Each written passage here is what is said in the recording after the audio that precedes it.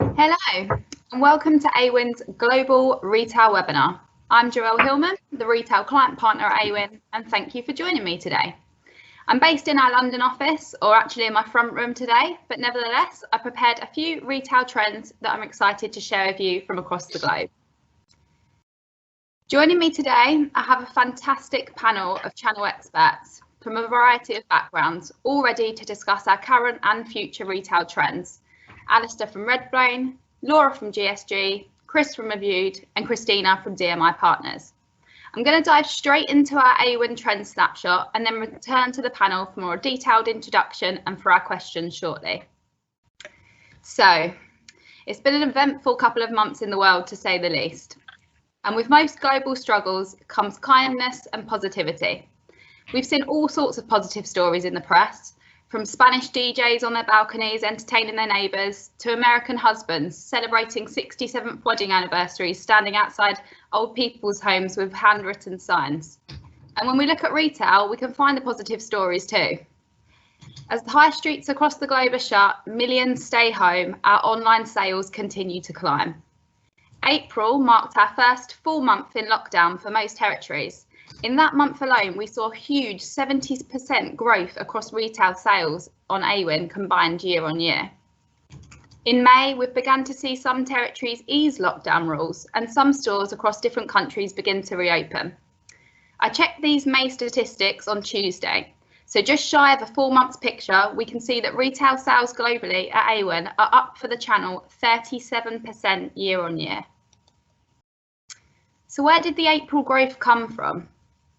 I've taken a look here at April performance year on year across the globe on a sub-sector level. This allows us to get a better understanding of exactly what people were purchasing and what drove that huge spike in growth. The graph here shows our top 10 performing subsectors in terms of the largest percentage growth increase that they saw year on year. It's clear to say that staying home has changed or increased some of our habits. And retailers selling erotic goods saw the biggest year-on-year increase, in at number 1. This was shortly followed by brands selling grow your own food, grow your own medicine and plants. And in third place came alcohol sales.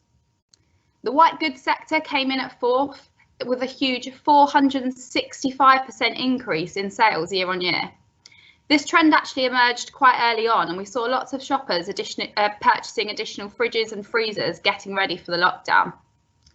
We also turned to books and subscriptions to keep ourselves entertained in April. You'll see military is in here at number 6. It's quite an interesting subsector to see perform well at this time. But actually, when I investigated this further, it seemed that one US retailer in particular was selling face shields and face snoods. And at the time, these were selling really well. When we look at May numbers, you'll see that this has dipped slightly, and that's because the delivery time for these items have gone up by 30 days. Gourmet, covering the niche food, drinks and sweet retailers, has also done really well. And I've mentioned this in some previous Awin webinars, but we've really seen a rise in consumers wanting to support more local food suppliers. Not only do they want to support more local food suppliers, we also now have some time on our hands to be researching where these suppliers are in our local areas. And we also need to reach out to smaller niche food suppliers because some of the bigger supermarkets have struggled with demand over the last couple of months. And then we've also seen triple-digit growth increases in sportswear, shoes, and baby and toddler. As we look at May top performers, you can see that in terms of the rankings below, many of the categories have remained their position in the top 10.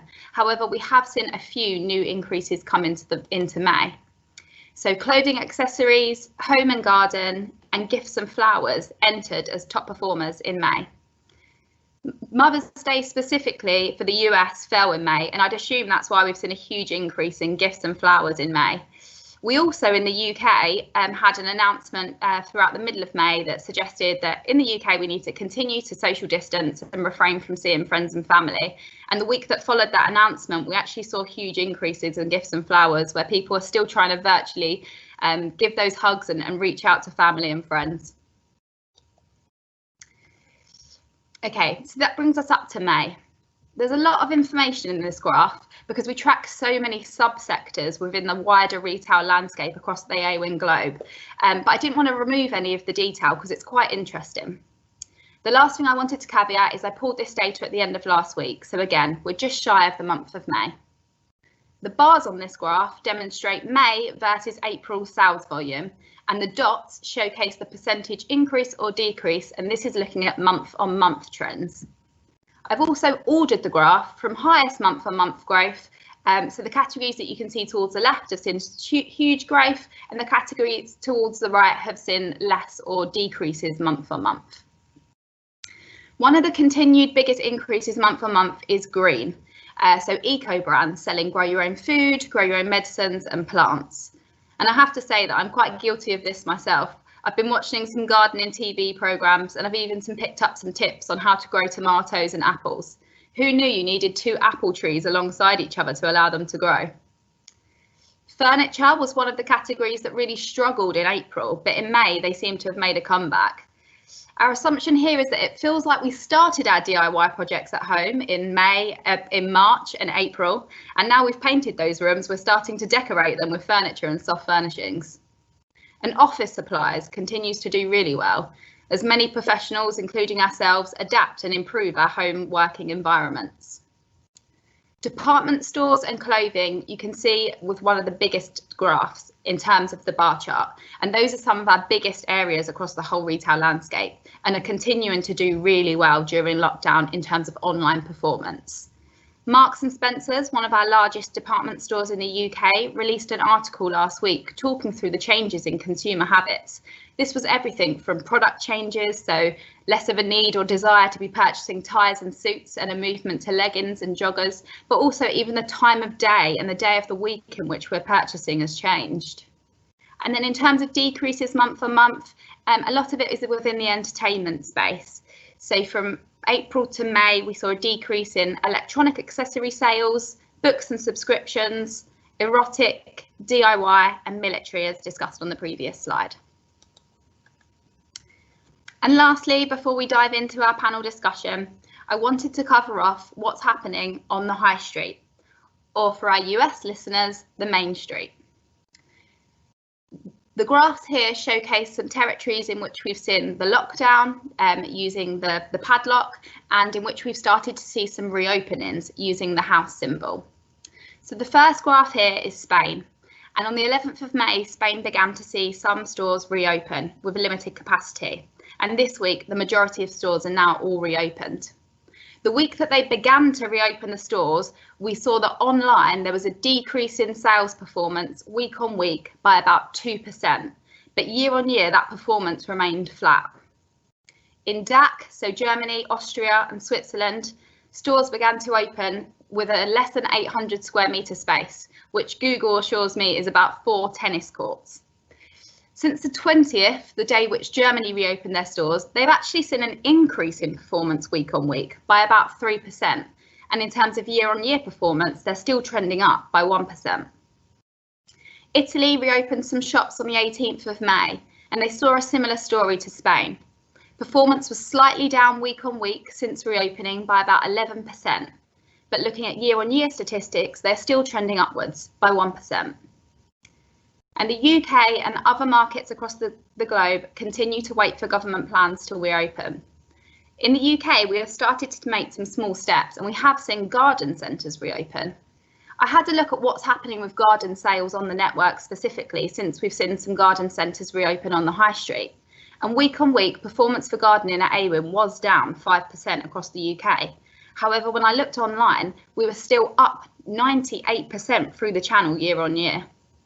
I predict that as other territories begin to see stores open, we'll see some similar trends. Week on week, we might see marginal decreases, but year on year, online will remain strong. Perfect. That brings us up to our panelists. So I'd like to formally introduce our panel before we dive into some questions, but please do submit your questions in the meantime. So joining me today, I have a fantastic panel of channel and retail experts from a variety of backgrounds. Alistair Campbell, the Chief Growth Officer at RedBrain, an affiliate partner specialising in intelligent shopping, matching advertisers with online customers at the perfect moment. Their expertise in the CSS space has been instrumental to their growth in recent years. Laura joins us from Global Saving Group, the leading European commerce content platform, focusing on the delivery of consumer rewards, cashback, saving opportunities, and shopping content. They operate in 100 digital assets across the world's leading publishers.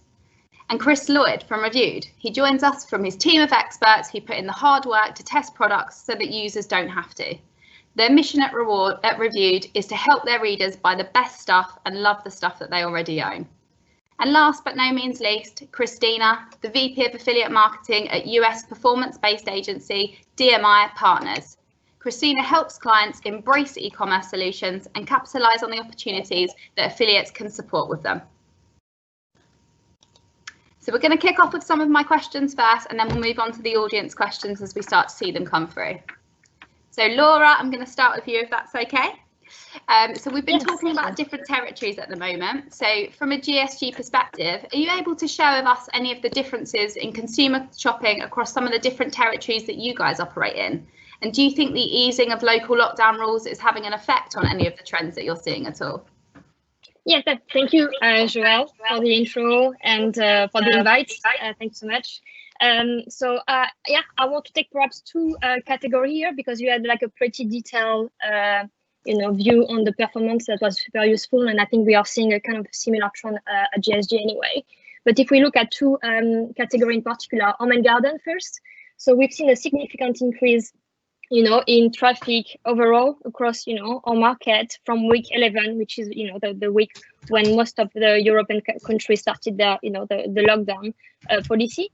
And the traffic remained, pretty high throughout the period. If we compare to before the crisis, we are like seeing an uplift by 230%. So it's kind of interesting to see that now, as you mentioned, with some store reopening in Germany, for example, and start to see some easy of lockdown rule, that we see a slight decrease of traffic for home and garden for Germany, for example, and we should expect a similar trend coming in the other market like the UK, for example, in the next few weeks, as people won't be confined at home any longer, and this is a kind of a similar, I would say, a trend that we are seeing in the technology category as well. So as you said before. In terms of fashion, it's really it's very impressive the traffic we are seeing ever since the crisis. So from week 11, this famous week, we've seen a drop in traffic. It was quite spectacular for UK market. But then, as you can imagine, the focus was not about buying a new outfit, but more making sure you have your office setup ready and your grocery shopping. But then we've seen the category increase significantly week over week. What we can see is like across UK, Germany, France, to give you just an example, they reach peak. We keep seeing growth over growth like every week. So for the UK was last week, and then for France was 2 weeks before, and Germany a week before France. So we can just see that there is not the same pace, but they are growing massively. And yeah, we can definitely see that the performance is growing year over year. So what we can also see is that the advertiser are slowly reinvesting, in the channel. They are quite cautious, as you can imagine, to review. They are reviewing all their budgets, revise the projection, and especially, focusing on the next semester. But we're already seeing like some movement here, and really promising that we should see more activity booked with our, commercial team in the next coming months. So a couple of reasons behind. First of all, the industry, as we know, is facing the major, stock issue, I think quite unprecedented. So retailers are using the discount, it's quite a tactical move for sure here to shift the stock excess. So that's definitely something that we're going to see more in the coming weeks and months. And secondly, we are also seeing more online customers. So not only, our normal online customer, we are seeing a first-time user coming, like especially, for example, in Germany, there is more elderly people coming in, and it's really interesting to see how they behave online. So it's like for grocery, but not only, non-essential retailer is also a big focus for them. So it's also interesting to see that people are shopping on desktop, but they're also inclined to buy more through mobile, all kind of shoppings. So we have all these kind of new customer that really want to find the best deal, the best offer, save money during this challenging time, and at the same time, retailer that want to be on everyone's radar. So at GSG, what we are seeing right now is that the retailer are investing more in in-app tracking to offer bespoke solution to the in-app user. We know that they are really loyal customer here, and to fully understand the affiliate customer journey.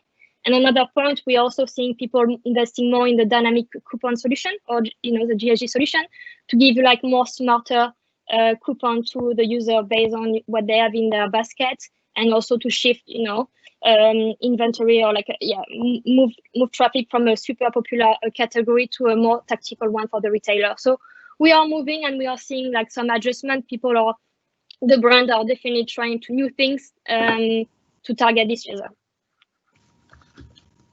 Fascinating, thank you. And Alistair, if I can speak to you next. I know that RedBrain have also been monitoring, I suppose, the kind of similar product level changes that Laura's mentioned and that I mentioned earlier. Have there been any trends that have really surprised you? And also, I suppose, starting to look forward, what are you beginning to predict for the future?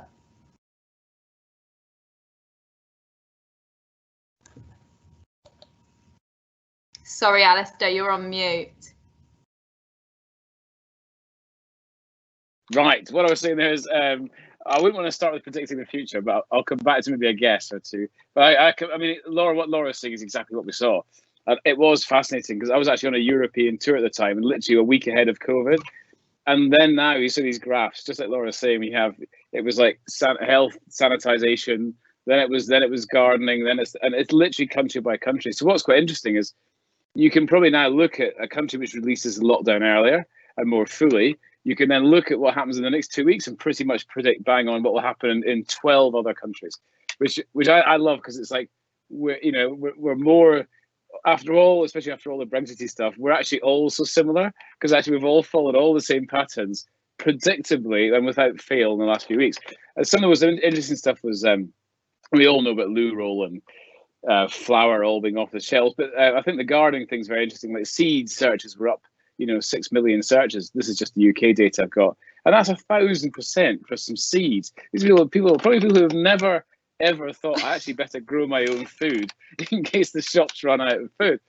So as the shops were telling us not to worry, the supply chains would hold up, people were going, I don't believe you, I'm going to grow my own cucumbers. That was the more interesting one. And then things like, as it's progressed a little bit, what was quite interesting is a lot of the garden stuff was done like really early March. Seeds, outdoor furniture. I think obviously maybe the whole of Europe had a really nice couple of weeks of weather. Went out and got some garden stuff in. It went a bit damp for a while. But also in April, there's the sales of bicycle parts, bicycle inner tubes, and interestingly, waxing kits, hair kits, all that kind of stuff. I mean, waxing kits were up 1,176%. And there's some and then it's shifted onto sort of household paints and stuff.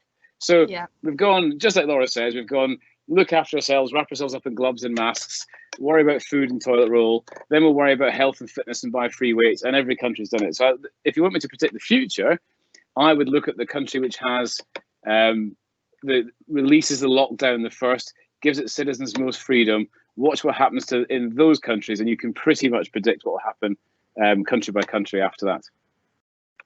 Yeah, brilliant. Yeah, I think that's definitely what we're trying to do at Awin as well, start to understand as things are easing up what's happening in those markets and try and get ourselves as prepared as we possibly can.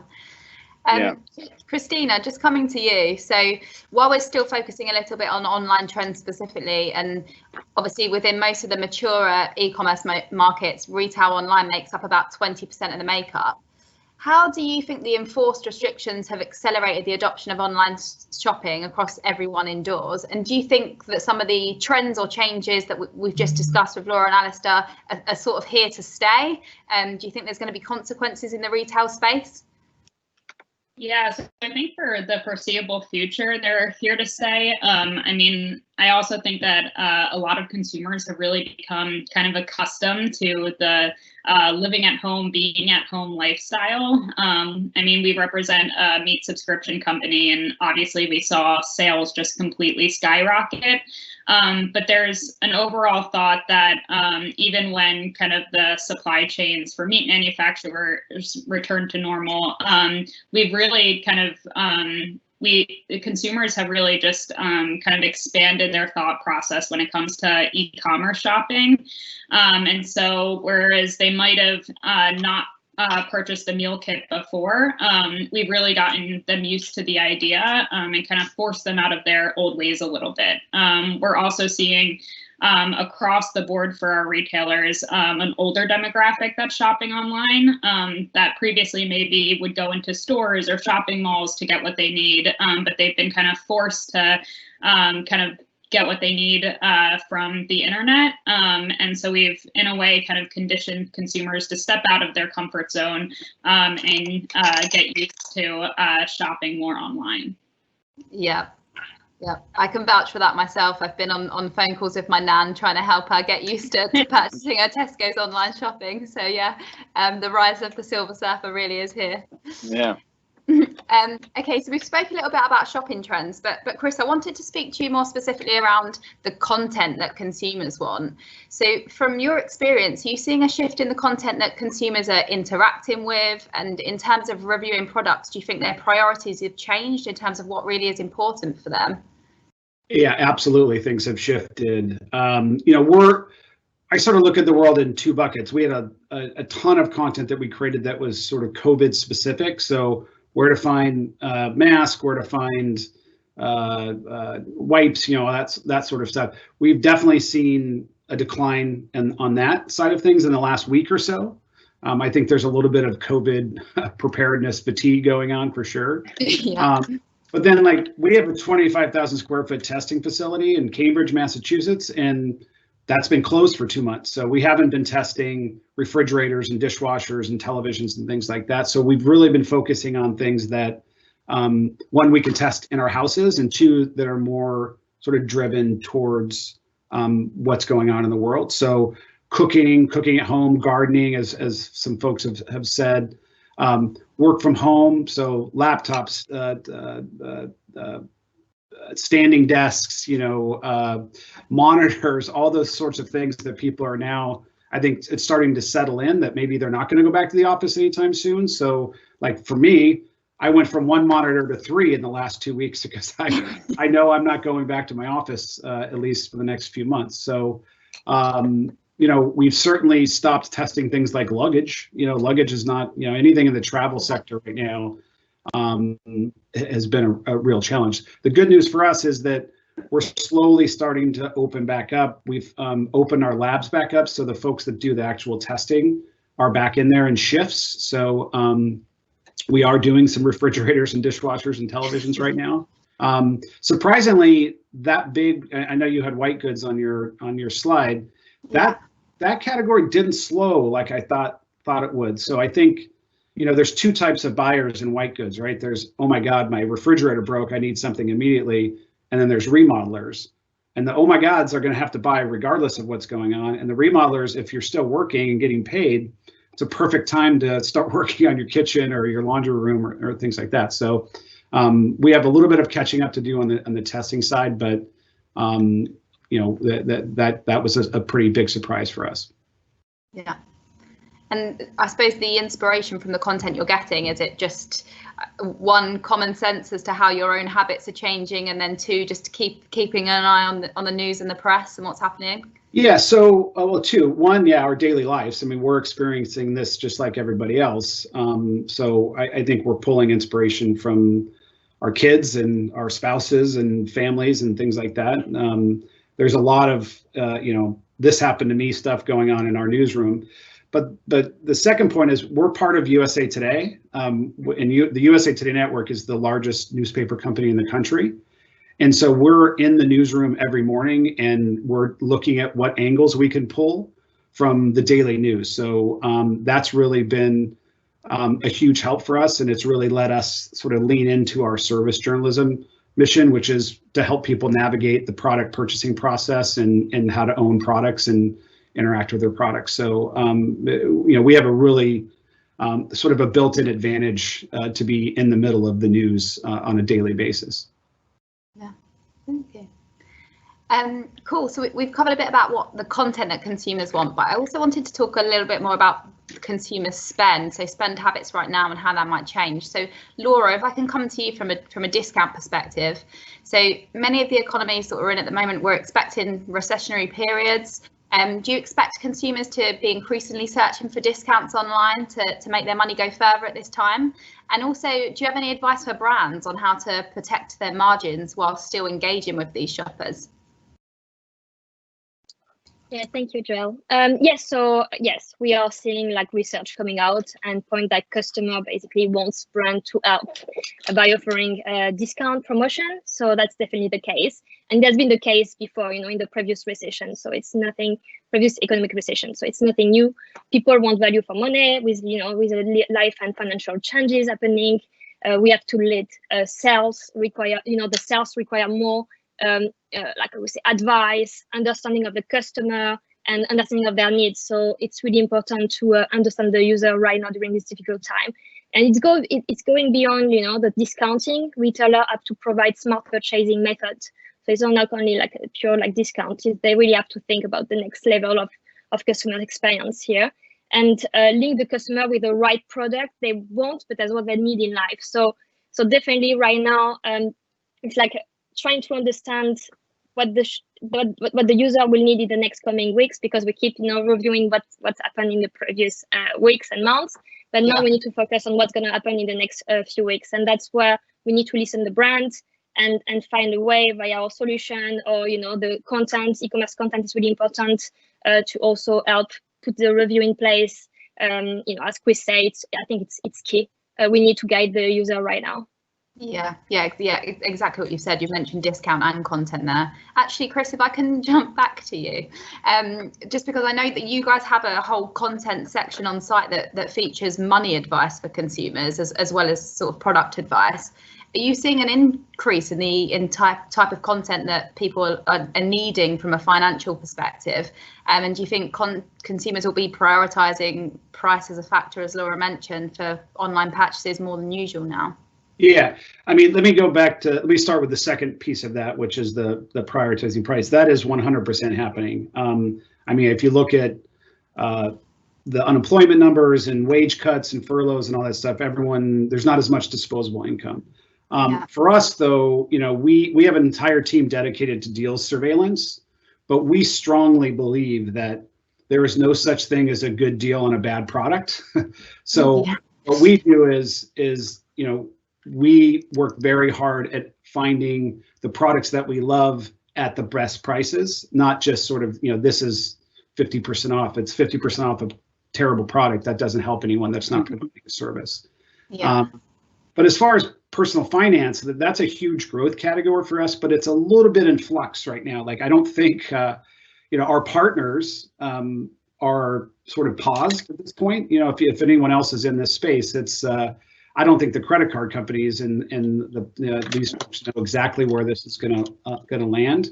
But from a reader perspective, we certainly believe that balance transfer cards, debt consolidation, personal loans, that stuff is going to skyrocket over the next 6 to 18 months. So we're going to continue to create that content, whether we have partnerships, financial partnerships or not. Yeah, perfect. And I suppose, as well as considering consumer spend, we definitely need to consider advertiser spend at this time. Alistair, I suppose, in terms of the brands that you guys partner with, from a CSS perspective, have you seen a shift or a change in the way that advertisers are investing or running campaigns? And has your business strategy had to shift as a result of that? Well, taking the first part of that, it very much depends on the retailer, on their ability to deliver. So, were they essential? Could they actually deliver, and did they have stock? And we saw retailers drop commission to zero, because it was easier to drop to zero than leave an affiliate program because they just couldn't fulfill.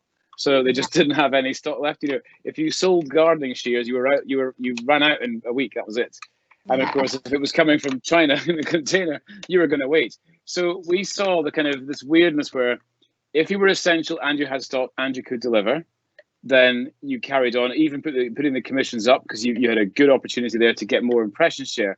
And that's complex, because giving a CPA, CSS isn't, here's commission, you'll make more money. Commission allows us to buy more of the impression share and combine that with the conversion rate, and you get more sales.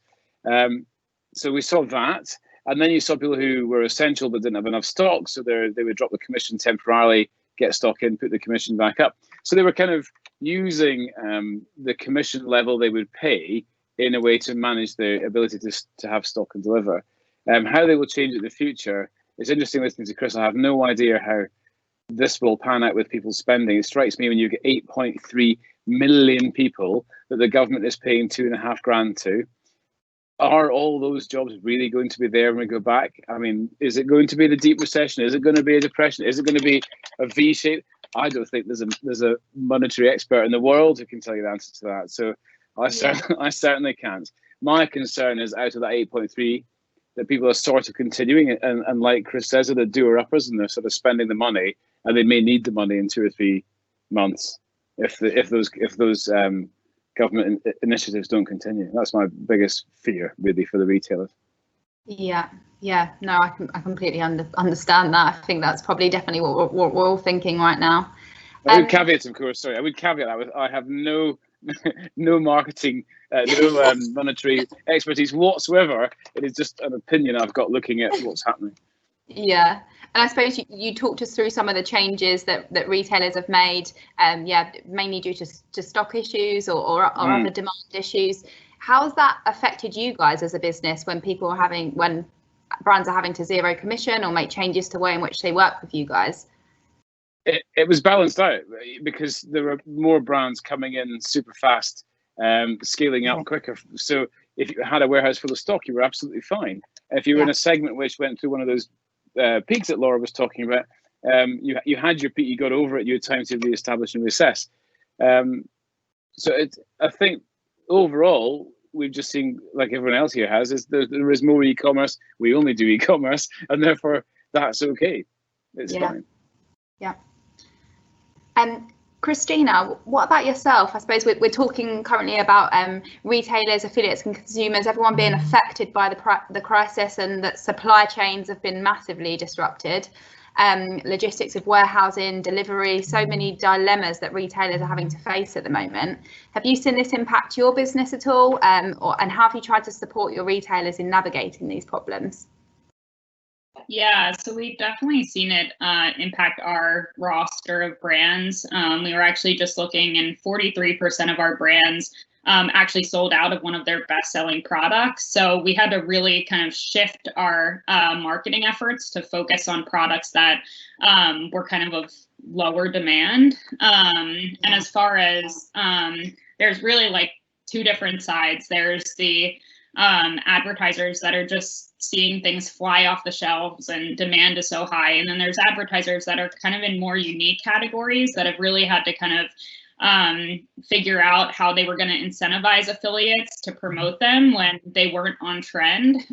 So we've really just been trying to support our advertisers in whatever way we can by creating like dynamic marketing strategies.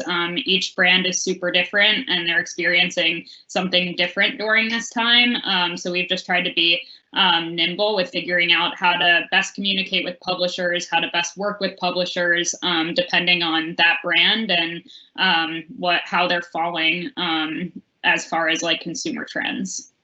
Yeah. And as we're talking about these changes, I suppose, Laura, if I can come back to you actually, because what I'm thinking about is more about the high street changes. So previously, I know you guys run quite a lot of high street activity, right? Because you have amazing push notifications and different targeting technology to tackle the high street. Do you think you're going to begin to see brands across each market start to run these in-store campaigns again? That's a really good question, and right now it's a really tough question. So you know, at GSG, definitely our first focus is like it's online. It's like, and you can imagine like right now with the situation right now, it's even more the case. Yeah. So we as you mentioned in your graph, we can see some store reopening and this kind of a really strict rule. So as you can imagine, in this situation, in-store, voucher offering are not like the right solution at the moment. But we are monitoring the activity, especially in the US. For us, it's definitely a big focus, the in-store activity in the US. But right now, there is no in-store voucher, in-store offering at all. So we are monitoring that, and as soon as we are able to drive in-store footfall, like significant like footfall in store, we will be able to start properly and also help increase the demand. But right now it's like looking at the data, talking with the brands, but it's a long one. So focus number one right now is online. Yeah, cool. And online specifically, actually, we've seen quite a few other changes as well as the impact of COVID. So, Alistair, you're probably best placed to answer this question, but I just wanted to talk about the recent Google announcement, so that they are allowing retailers to feature their products within their own comparison tool on the Google Shopping tab. And I just wondered what that announcement will mean for the CSS activity and what it means for e-commerce more generally. Well, I like to think everything's brilliant, so that I think it's really positive. So there's a few reasons why it's really positive.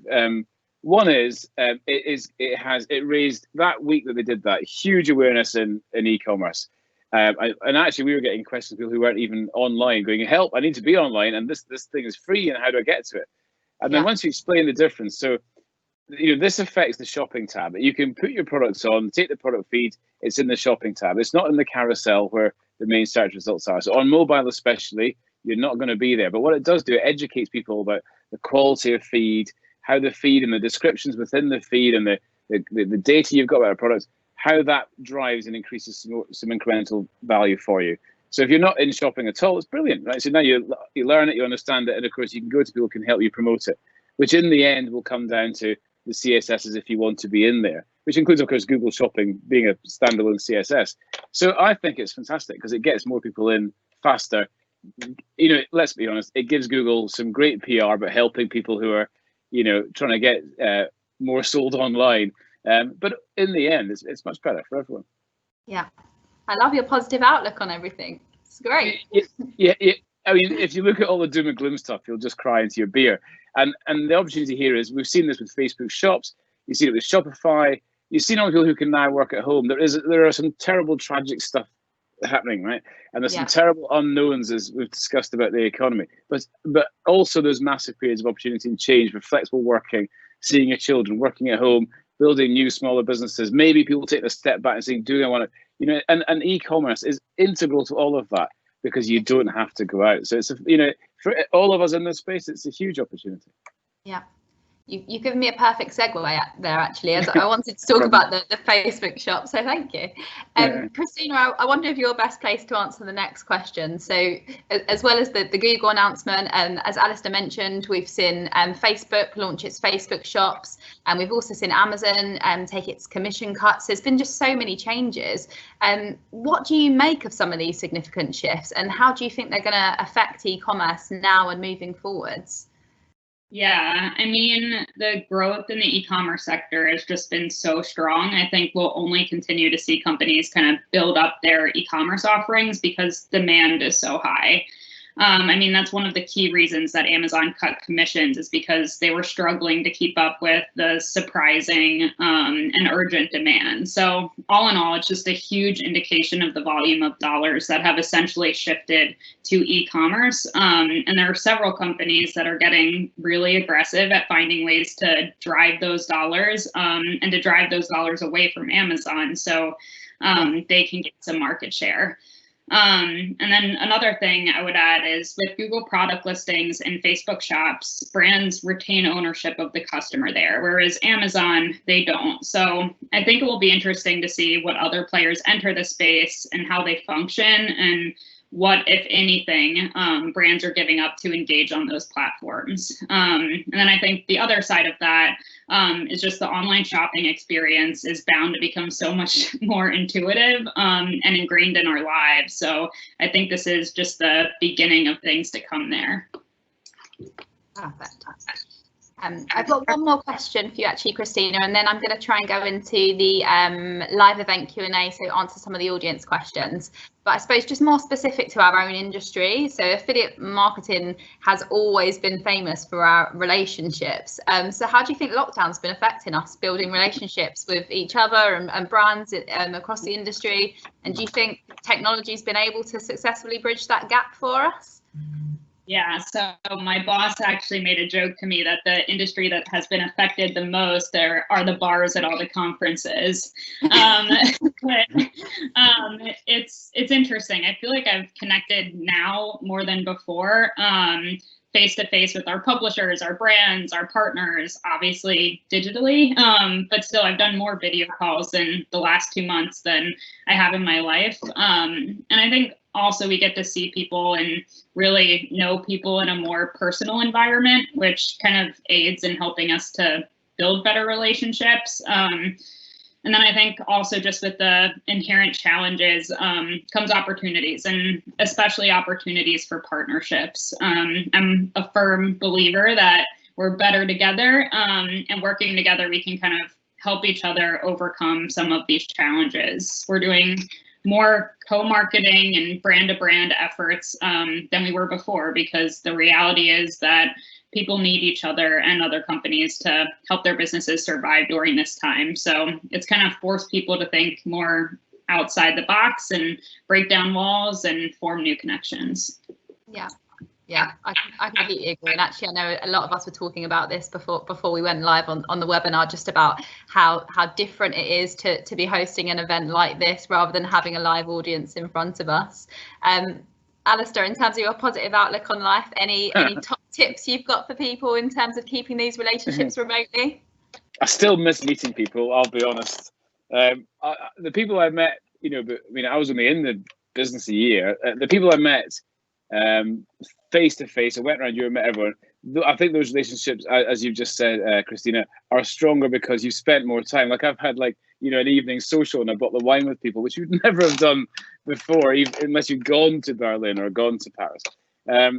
And then to meet new people is easier because you can just have a quick call. There isn't so much of the faff around, book the meeting, get the train. But yeah. I do miss. I think it's all great for doing that. I liked meeting people. Yeah, I completely agree. I'm very much looking forward to some socials when this is all over. Especially the Awin socials, right? Yeah, the Awin bar tab. I'm missing that. Yeah, I'm missing that. Yeah. Cool. So let's jump into the live Q&A. So there's a question here, which I think, Chris, you might be best placed just from your review experience. So I'm just going in reverse here, and there's a question about: are many retailers or advertisers just rolling their or keeping ongoing their online promotions? Not really. I think I mean, if you talk about the big guys, right?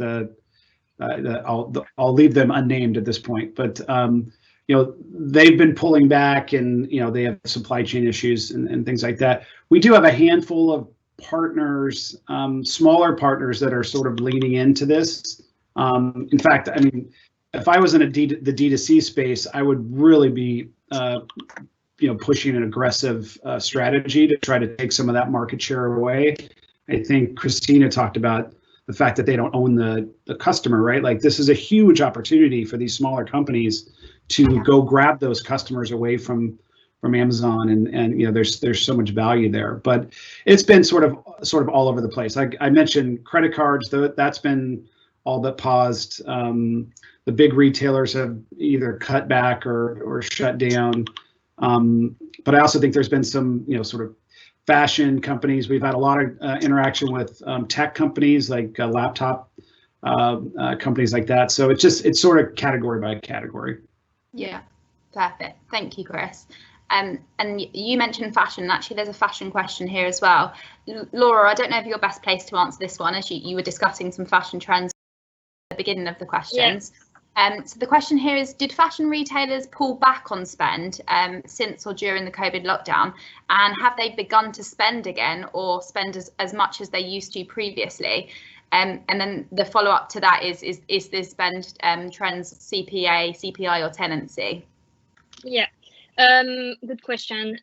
So I think we are still in a phase of talking with brands, and as I said before, there is like a big work to be done with the retailer right now to review their budget, because a lot of stuff happened in the past few weeks and months.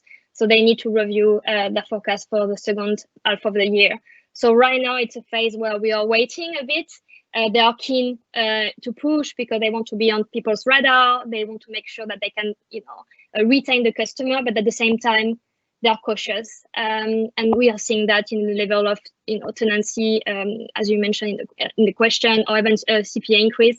I think CPA increase it's easier because it's like a win-win. It's less risk right now than giving away a budget fixed fee, especially during this time of the year. So we do it step by step. We try to adapt to the brands, to the clients, and really. We try to do this kind of a bespoke solution and adapt the traffic as well we are giving to them. So it's a really weird time right now. So I won't say the budget is here back as before, but we are definitely seeing people definitely people are interested to buy more. The traffic is increasing, but as well brands are keen to be in front as well and do some marketing. But budget is still need to come a bit more. Yeah, we've seen a similar story at Awin. We've started the first beginning announcement of lockdown. We definitely saw fashion probably struggle the most, but since then we've started to see them make their comeback, and it's interesting to see the different fashion trends as well. So women's wear is probably still struggling a little bit on Awin, but menswear is doing better, children's wear is doing better, and sportswear is absolutely booming. Sportswear, it's a good point. Yeah, sportswear is like it's crazy. It's like performing extremely well across brands, so that's really good to know. I've got a question here which I think maybe Christina, you might be best placed to answer. So how do you think brands can continue to engage online with audiences who are new to shopping online once the lockdown comes to an end? So I know you mentioned some of the new audiences that you guys are seeing in the space. Yeah, absolutely. So I think one of the important things to think about is the consumer experience really needs to be intuitive. So now more than ever, it's important for brands to kind of be evaluating what their consumer experience looks like to make sure it's well suited for audiences that they may have not tapped into before. And another thing I've been kind of reminding our brands is it's important to remember that consumers don't really have the same opportunities to explore other brands like they would in a brick and mortar store. So as consumers typically walk around shopping and trying things on, it's different now. Consumers are in this place where they're changing the way they shop and they're changing the way they discover new brands. And this is where I think there's a huge opportunity to kind of leverage different publishers in the affiliate space to help with that discovery process. But then for brands to realize that when consumers are discovering you, it's important that, yes, the consumer experience is really intuitive, but also that they're doing their part to really communicate to those consumers and be honest with them. There's been a lot of orders I put in with brands where I never got any sort of notifications that shipping was delayed 30+ days. And I think that's kind of, it's really important to be communicating those things to customers that just aren't used to online shopping to make sure they have a good experience and this continues. Yeah, there's a bit of work to do there, isn't there? Because I ordered something the other day and it was next day delivery. So I went, yes, excellent, I paid for it. You paid for it. Then it said, we are now delivering in 7 to 9 days. So they've got to very quickly fix some of these issues, because if you're new to e-commerce, you come in and you pay the extra $4.99, and then you get told it's 7 to 9 days, and then you join the end of a huge support queue. You're not going to be best impressed with that brand. Yeah, definitely. Definitely. Alistair, while I've got you, actually, there's a question here about Black Friday. So I'm continuing to ask you to predict the future. I have no idea. That's the answer to that. Do you think it will go ahead this year? Do you think it's going to be different? Bigger discounts? Bigger marketing budgets? That's a question for people much smarter than me. Does anyone else honestly, want to go with that one? It's impossible. Yeah, I think this is Chris. There's no question it's going to happen. I think it just it's the big ticket aspirational luxury stuff is probably going to be more backburnered, but I don't see it not happening. I mean, I know that Prime Day is happening sometime in September, apparently. So they're not gonna let this go without trying to take advantage of that holiday. It's just too big. Yeah, it just all comes down to like what's happening in the economy. Is the government still funding 8 million people? How are the retailers performing? Have they paid their leases? There's so many other big big monetary issues out there. I mean, obviously it'll happen. It's just how it will be shaped will probably be completely different. I think 20 gifts under $20 will be a very popular article.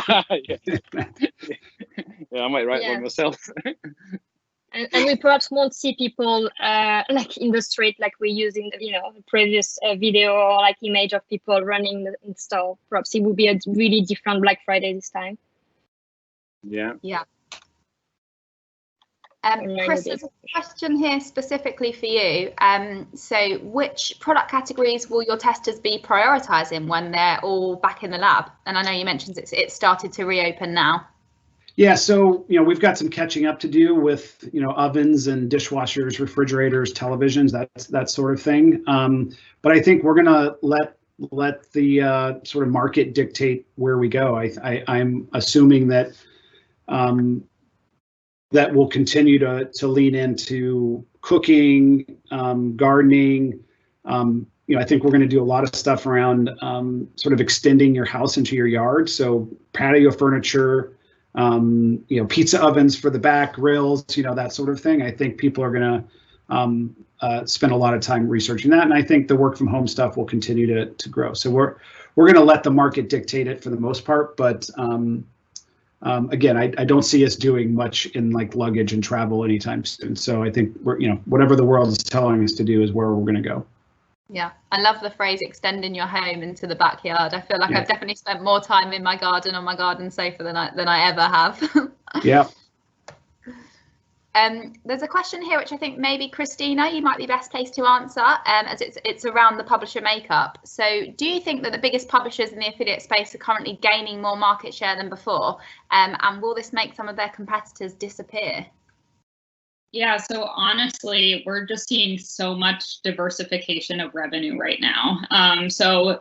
Publishers that historically don't provide a lot of revenue are now kind of moving into the top 10 publisher partners, especially in the content space. I mean, we've seen more revenue driven from content partners than ever before, as consumers are doing their research before they kind of spend their money during this weird time. So I really think it's an opportunity for some of the smaller publishers to kind of get ahead of the more traditional affiliate publishers in the space, especially in that content and influencer arena. I think we're going to see them just have so much power over consumers and consumer shopping journeys than ever before. So I think we'll start to see some of the main players actually decline as a percentage of revenue than we were previously. Yeah, we're seeing a similar story on Awin. I think, that the rise of, like you said, diversification, just more partners and being able to drive more traffic. There's a similar question here about what is the common trend across brands approaching social media and leveraging influencers across Instagram and TikTok to make sales? And I don't know if you've got anything else to add on this, but definitely myself, I've seen the rise of the influencer, the rise of the live story. I can't go on to my own Instagram account without accidentally appearing in a live story. But there's so much research and information out here at the moment that not only do we as consumers crave some of this information and advice and inspiration in our day-to-day lives, especially those who aren't working, but also the influencers themselves have more time and capacity to be building this content for us. Yeah, exactly. I mean, people are spending more time on social media than ever before. And with that, it's a great opportunity for the affiliate space, because really it was tricky for some influencers to work off of a pure commission basis. And now, where flat fee budgets for most brands have just been eliminated, a lot of influencers are willing to work on a pure revenue share, which has been a great opportunity to really share with our brands the power of influencer marketing. And again, they're really content players, right? So they're sharing their honest reviews about products and kind of introducing consumers to new products. And the power of their voice has just been really strong during this time. We had one influencer that actually a brand that was made up of traditional affiliate partners. We had one of our influencers make it to one of the top 3 revenue drivers, which is huge considering the revenue that's been driven by some of the main affiliate partners in the space. So the power of their voice is stronger than ever before. Yeah. So we've just hit the 4 o'clock mark. I'm going to cover one more question before we wrap up. Alistair, I think you might be best placed to answer this one just on the scope of brands that you guys work with. But the question is, I know a lot of people are worried about local businesses disappearing. And do you think people's actual focus on more local shopping, and will online be able to play a part in that? Sorry, you're on mute. Yeah, I've got it. Yeah, it's really interesting that. I mean, I guess I've seen a lot more people in my social group shopping locally, because the local shops have done what needed to be done to help people locally. So in a way, they've got themselves on people's front doorsteps for the first time in a long time. I've seen small retailers who didn't have websites get websites up with free help from website developers who are furloughed, all that kind of, and actually managed to get out to the local audience because it was the only way you could get some of the things. I guess there's probably a massive disparity between city and countryside here. But I think they've probably earned, a lot of local retailers will have earned that place in consumers' minds all across the country. The question is, does that scale put them under more pressure? That comes down to, again, to monetary. Like, can they survive on what they've managed to do? Like, if I look at some of the local ones around me, can you really survive when you're doing takeout from 5 till 9 instead of having a busy place all day long? I mean, it's like, if they can survive with the government incentives, then I think some of them will have, local brands will have got themselves into people's front of mind. Yeah, brilliant. I mean, thank you so much, guys, for answering all of my questions and all the audience questions. And I want to say a massive thank you for everyone in the audience for joining as well, and for submitting all of your questions to our panel. For anyone who's looking for more trends and insights, please do check out our Awin and our ShareASale websites, including our coronavirus hub. So there's some really interesting information in there, but also advice and some live reports to help us further understand what's happening on a subsector level. Next week, we'll be running a similar webinar, but in the travel space. And on June the 18th, my colleague Jessie from the US will be running a more fashion specific webinar, which I encourage anyone to join in the fashion space. But yeah, that's it from me. All there is to say is have a lovely day, everyone. Take care. If anyone else has any further questions or just generally wants to chat about anything that we've discussed today, please do get in touch. My details are on the slide now. And thanks so much, everyone, and goodbye.